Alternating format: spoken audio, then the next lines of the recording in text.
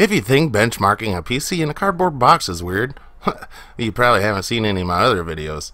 But when the kids brought home this old HP Slimline they found in the garbage, and I came across a Athlon 2x3, that's right, I said it, a 3-core processor with a clock of 3.2 gigahertz, I couldn't wait to test it out.